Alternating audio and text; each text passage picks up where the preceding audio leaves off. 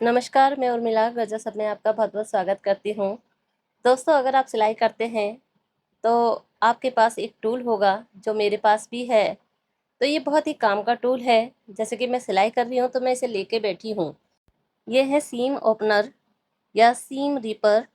तो ये बहुत ही काम का है, इसका हर पार्ट काम का है। जैसे आप ये देख रहे हैं नुकीला पार्ट, ये बॉल वाला पार्ट, ये इसकी कैप, ये सब काम के हैं। जी हाँ, आज मैं आपको बताऊंगी इसका हर पार्ट काम का है, यहाँ तक कि इसकी ये जो कैप है ये भी काम की है। तो चलिए मैं बताती हूँ आपको ये कैसे काम करता है और इससे हम क्या क्या कर सकते हैं।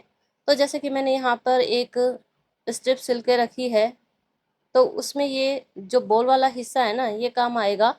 जैसे कि मैंने अभी जो सिलाई लगाई है, मान लो ये गलत हो गई है, मुझे इसे खोलना है। तो हम करते क्या हैं, हम इस तरह से इसको लेकर और एक एक टाके को इस तरह से खोलते हैं। इस तरह से नुकीले वाले हिस्से से इस तरह से हम खोलते हैं, जिससे बहुत टाइम लगता है। तो सिलाई उधेड़ने का ये तरीका बिल्कुल गलत होता है।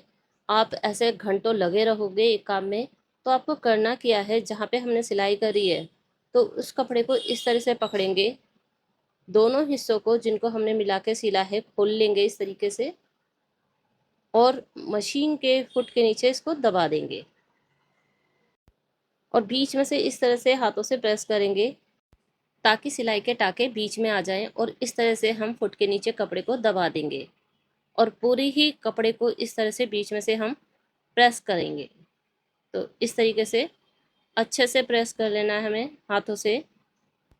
उसके बाद जो बॉल वाला हिस्सा है इस ओपनर का, वो नीचे की तरफ रखेंगे और इस तरह से बस ऊपर की तरफ इसको ले जाएंगे और कपड़ा पूरा उधर जाएगा। मतलब जो सिलाई हमने लगाई थी वो उधर जाएगी। देखिए कितनी आसानी से और कितनी जल्दी सिलाई उधड़ गई है।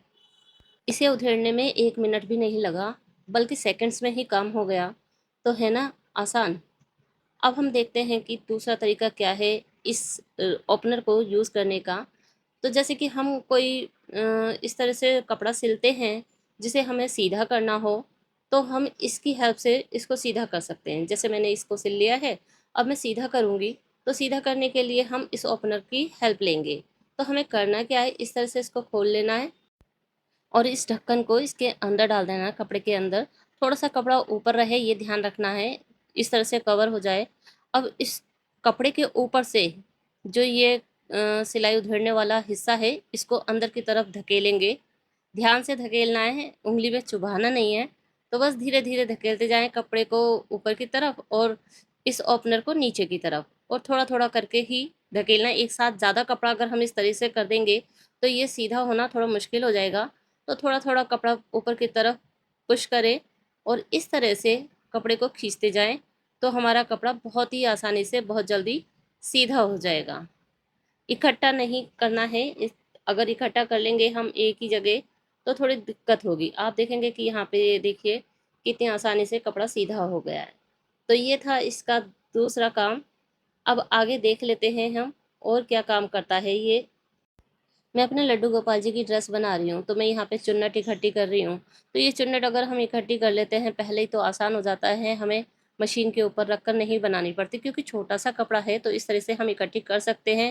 लेकिन जब हम इसको सिलते हैं तो थोड़ी दिक्कत आती है। ऊपर से दबाव के लिए हम इस ओपनर का इस्तेमाल कर सकते हैं, क्योंकि फुट के पास बहुत ज़्यादा बड़ी चीज़ हम नहीं रख सकते हैं।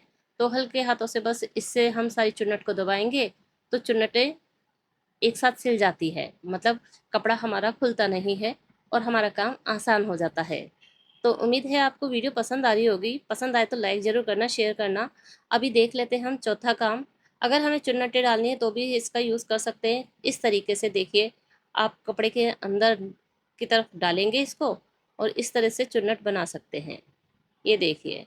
तो छोटे छोटे कपड़ों में, जैसे कान्हा जी की ड्रेसेस में या बच्चों की ड्रेस में, आप छोटे छोटे से चुन्नट डालना चाहते हैं, तो इससे बहुत आसानी से डाल सकते हैं। तो है ना ये छोटा सा टूल बहुत काम का। वीडियो आपको अच्छी लगी हो तो वीडियो को लाइक करना, शेयर करना। चैनल पे अगर आप नए हो तो चैनल को सब्सक्राइब कर देना, और हाँ, बेल आइकन को भी प्रेस कर देना ऑल पर रखकर। और मुझे कमेंट करके बताना आपको वीडियो कैसी लगी, और ये भी बताना आप मेरी वीडियो कहाँ से देख रहे हैं। मिलते हैं अगली वीडियो में, तब तक के लिए बाय।